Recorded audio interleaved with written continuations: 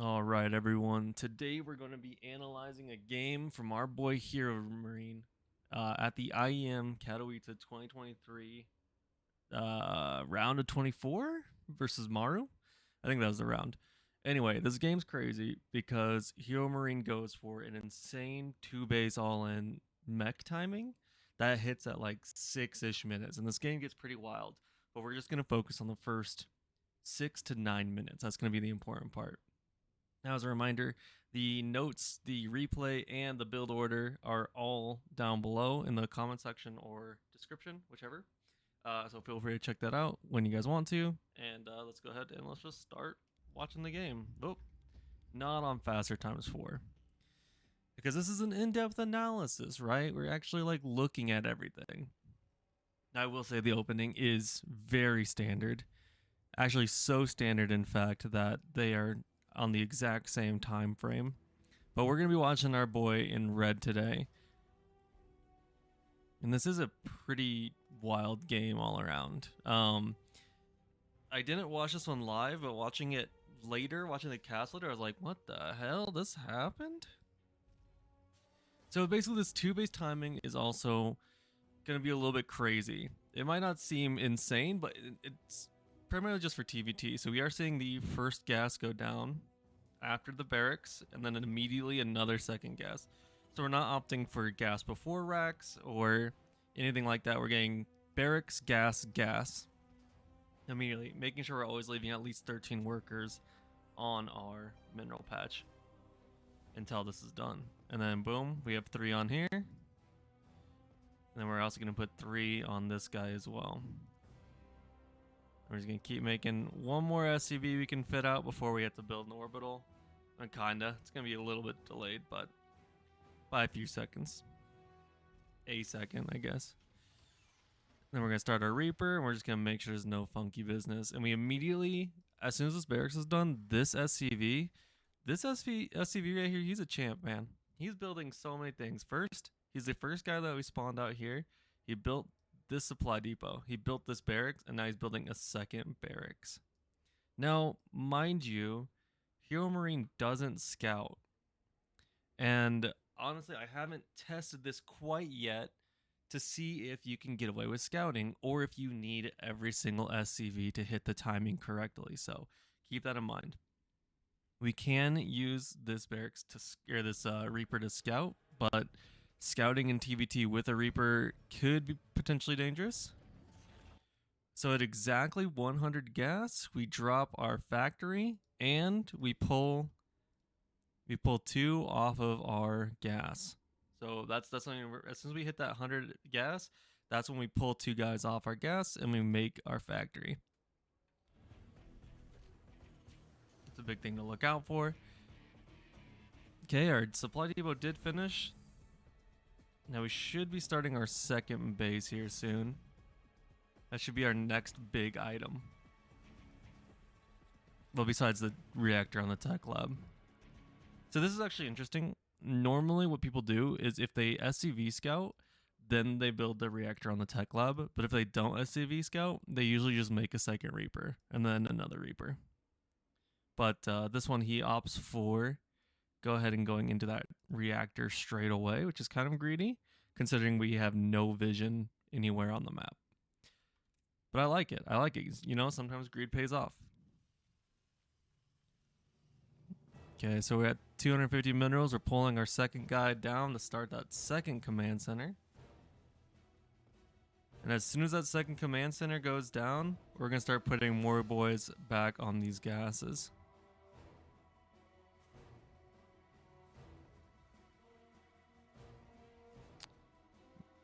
There you go. One guy here. Pulls one guy there. Helium production starting up. 2 Reapers. So we'll check back in at the 3-minute mark to see exactly where we're at. But right now, okay, we're starting our next supply depot up here. Because remember, in TVT, wall offs can sometimes be detrimental. They hurt you more than they help you. So, but having a supply depot over here to scout potential drops is very nice.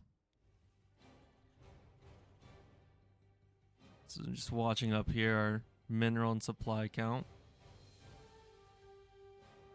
All right, so here's one thing that you could potentially change in your own play, or you can follow directly to the T of what Hero Marine does. He starts a Widow Mine instead of a second Hellion, and there's honestly both are good. I think the Widow Mine offers more defensive play. The Hellion helps maintain map control. So if say you did scout early on and you have the Reaper, at your opponent's like this area, and you're kind of containing him and making sure you know where he's at, I'd say go for a second Hellion. If you're sitting at home, just hoping, waiting for your opponent to attack into you and you haven't scouted and you're playing really greedy, I recommend the Widow Mine. We're starting 2 more Reapers, and this bad boy right here is going to go ahead and start our starport.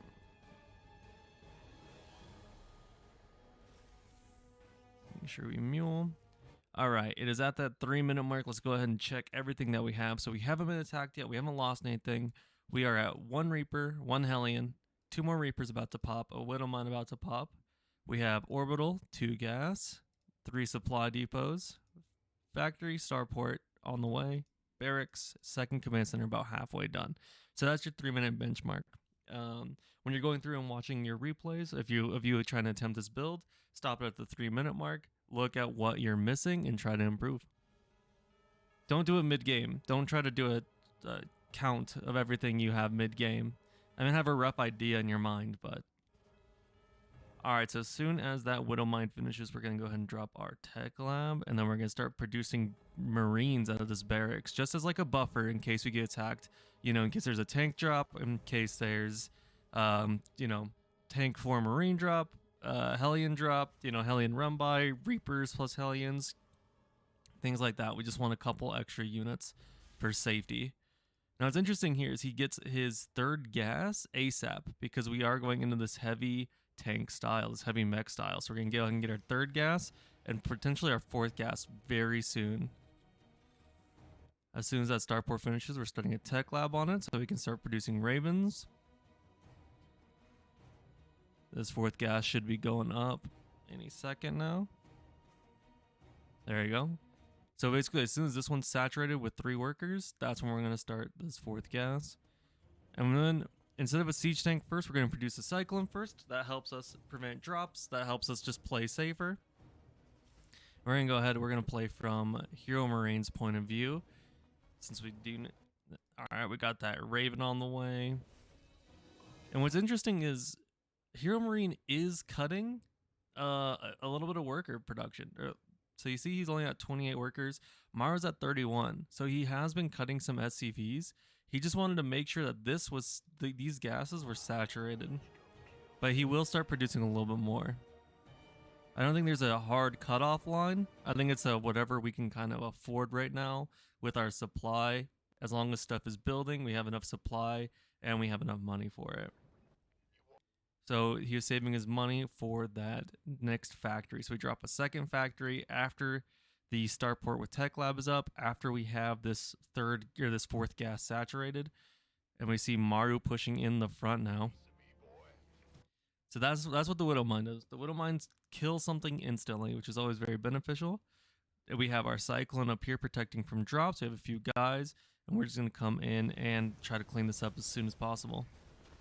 There's that 4 Marine plus tank drop with Reapers and Hellion. And overall, pretty good holds. We use our Cyclone to kill off the tank. We got everything. We pushed Maru back. And honestly, your opponent probably isn't going to attack you as cleanly as Maru does, the 4-minute, 15-second mark. So, that's just good news for us. That means we're going to be even more prepared than HeroMarine, right? As long as we're paying attention, we have our Cyclone in the main base, since it can run between both really quickly. We have the rest of our guys kind of hanging out here. Maybe we have a Marine or 2 at this jump here on Neo Humanity. So, after that push, let's take a look kind of where we are. We have 1 Raven. We have another Raven on the way. We're still making a couple Marines. We're starting our first siege tank. We are starting up a couple more workers. We're up to about 30 workers now. That's pretty awesome. Going to be up to 32.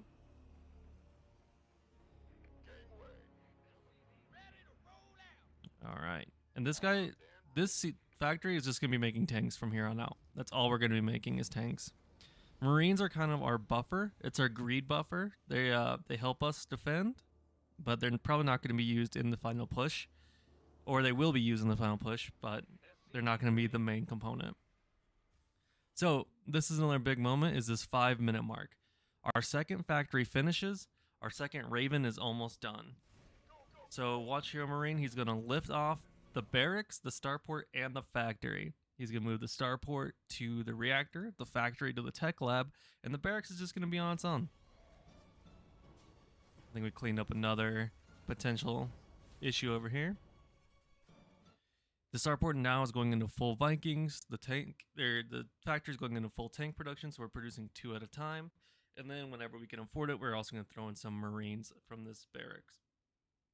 Now let's go ahead at the 5-minute mark. Let's go ahead and take a look at what we got. So we did lose a little bit in that initial push, but here's what the core we have. We have 2 Ravens. We have 2 tanks. We got a Cyclone, a Hellion, a couple Marines at the 5-minute mark. So on the way, you see we have 2 Vikings. We got another tank. We should have another tank starting here.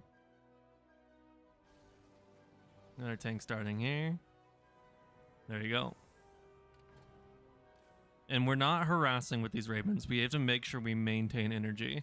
And the timing starts as soon as we hit 4 tanks. When we hit that 4 tank mark, that's when we're going to push.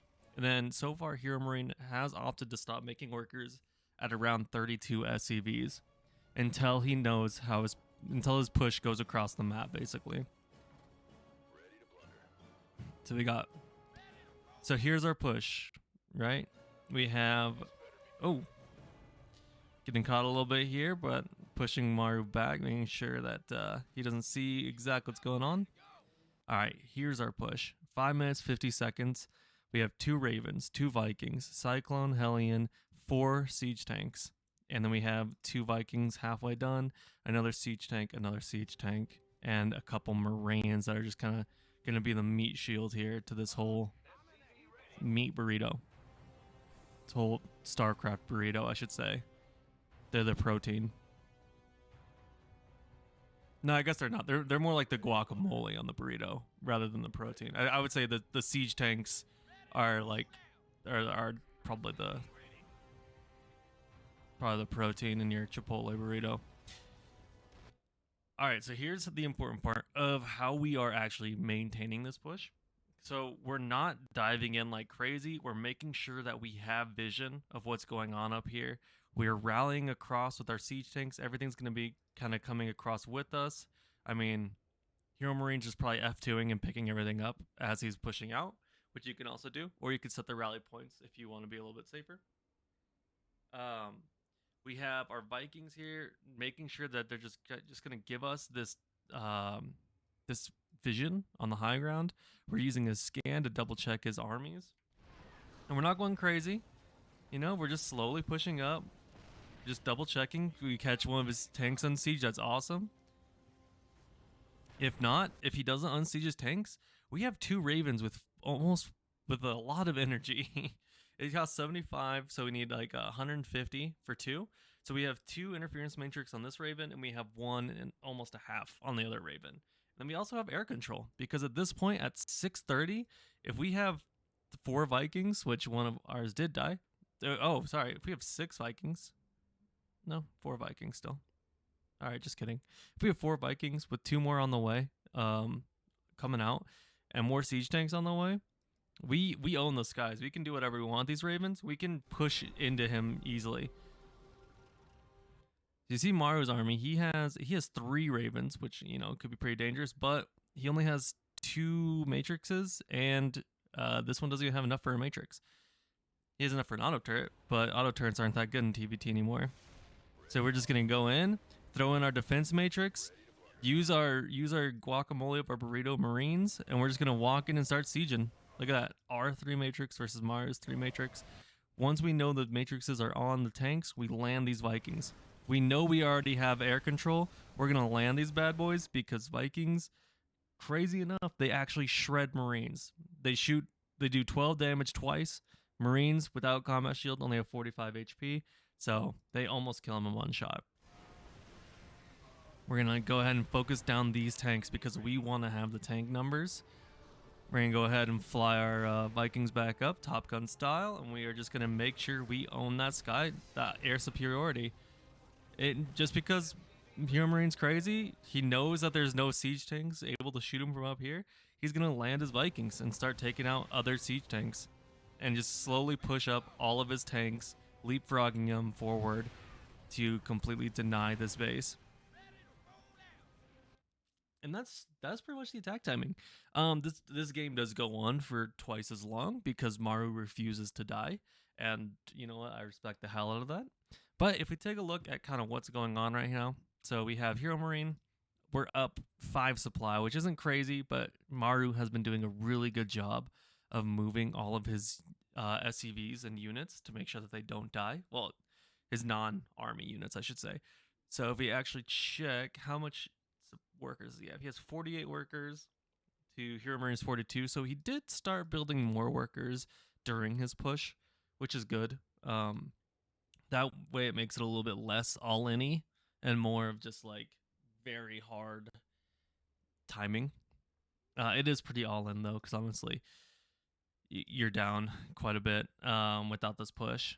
If it doesn't do this much damage, you are going to be in a terrible spot. It's going to be hard to transition from. But Maru's done a really good job of keeping a lot of his units alive. Like he has this top zone. He has a lot of workers though, and he's currently trying to produce some liberators. So we're actually going to keep watching a little bit more to see how HeroMarine deals with the liberators, because I think it could actually be improved if this happens in your game. There are some things that you can do to actually do a little bit better against this. And a lot of it comes down to HeroMarine's macroing. Here's another cool trick I forgot to mention.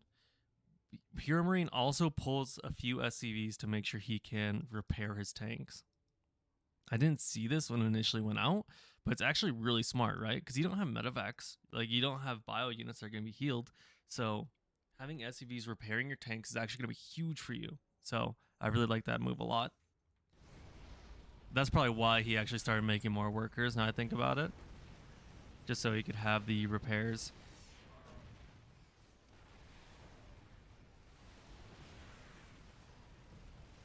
So here's a little rough. This is why you want to make sure you maintain that air superiority. You're always pumping out Vikings, you know? We always want them on our side. We have a nice string of tanks, but we want that air superiority so we can constantly siege high ground.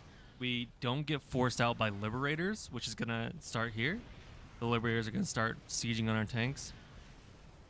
Honestly, at this point, if Maru just has 1 siege tank and we have 8 siege tanks, I don't know if there's as much of a need to siege up all 8 of our tanks. What I would probably do is probably siege up like the bad guys and keep these guys unsieged, so that way it makes the liberator useless against us.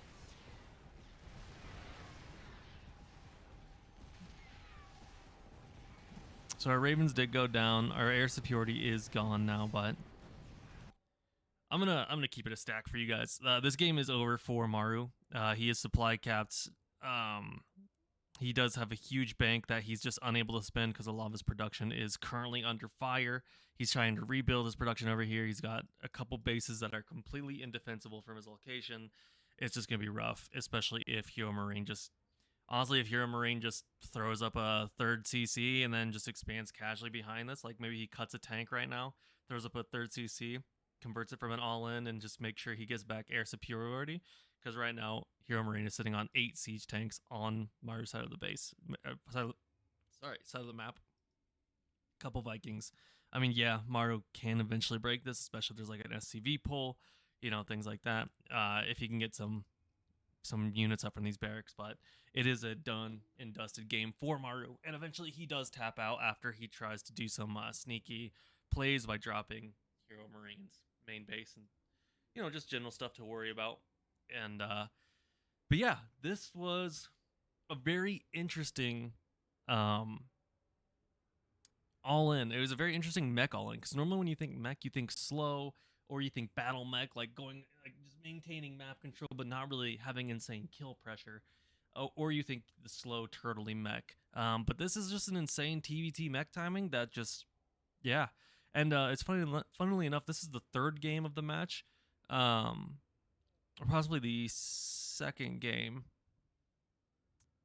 Game 1. this is game 1 or game 2, but HeroMarine does this build twice against Maru, and the first time it fails incredibly just because of more of a mechanical issue and not the build order itself. I think if he executes it well, it does amazingly.